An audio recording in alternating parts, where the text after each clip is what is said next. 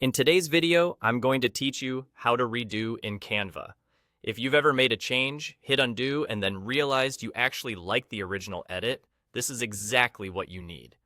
Redo simply reapplies the last change you reversed, letting you step forward through your edit history instead of backward.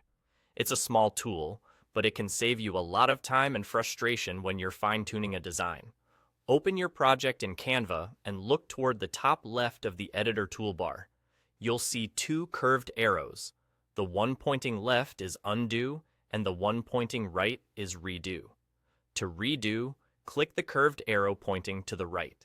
The moment you click it, Canva reapplies the most recent action you undid, whether that was moving an element, changing text, adjusting a color, or deleting something. You might notice that sometimes the redo icon looks grayed out or isn't clickable. That's normal and simply means there's nothing to redo yet. Redo only becomes available after you've used undo. For example, if you delete a text box by mistake and press undo to bring it back, clicking redo will remove it again, returning you to the state you had before you pressed undo. Think of undo and redo as a pair. Undo steps back, redo steps forward. If you prefer using the keyboard, there's a quick shortcut. On Windows, press Ctrl plus Shift plus Z to redo. On a Mac, use Command plus Shift plus Z.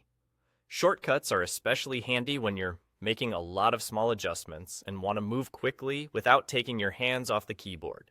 A few tips to keep in mind as you work.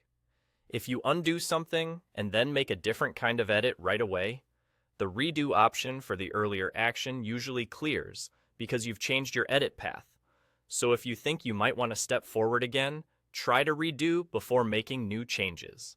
Also, Canva autosaves your work, which is great, but your immediate undo and redo history is tied to your current editing session.